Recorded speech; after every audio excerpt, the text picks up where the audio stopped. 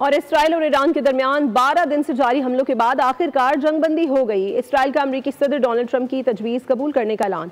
Iran ने भी जंगबंदी पर अमल दरामद शुरू कर दिया। ईरानी हुक्काम ने कहा है कि ईरान के खिलाफ दोबारा जारियत की गई तो मुंह तोड़ जवाब मिलेगा। आयतुल्लाह खामनई बोले, हमने किसी के साथ ज्यादती नहीं की और न ही किसी की ज्यादती कबूल करेंगे।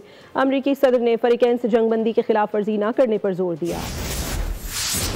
मशरिक़े वुस्ता में जंग का खतरा टल गया। 12 दिन के नॉन स्टॉप हमले रुक गए। ईरान और इसराइल का सीज फायर पर इत्तेफाक। इसराइल और ईरान के दरमियान 12 दिन से जारी हमलों के बाद आखिरकार जंग बंदी हो गई। इसराइल ने अमेरिकी सदर डोनाल्ड ट्रंप की तजवीज़ कबूल करने का ऐलान कर दिया। ईरान ने भी जंग बंदी पर अमल दरामद शुरू कर दिया। ईरानी वजीर खारजा अब्बास इराक्ची ने कहा कि इसराइली जारहियत के खिलाफ हमारी अफवाज की कार्रवाइयाँ आखिर वक्त तक जारी रहीं। ईरानी पासदाराने इनकलाब के commander chief major general Pakpour ने कहा कि ट्रंप ने ईरान के खिलाफ दोबारा जारहियत की तो मुंह तोड़ जवाब मिलेगा। सुप्रीम लीडर आयतुल्लाह खामनई ने जंगबंदी के बाद बयान में कहा कि ईरानी कभी किसी के आगे हथियार नहीं डालते, ये सरेंडर करने वाली कौम नहीं। इसराइली वजीर आजम नेतन्याहू ने कहा कि ईरान के साथ जंग के तमाम मकासद हासिल कर लिए हैं। इसराइल जंगबंदी की किसी भी खिलाफ वर्जी पर ताकतवर जवाब देगा। अमेरिकी सदर ने फरीकैन से जंगबंदी के खिलाफ वर्जी न करने पर जोर दिया। कहा कि उम्मीद है जंगबंदी हमेशा के लिए कायम रहेगी। दोनों अक़वाम को बहुत मोहब्बत,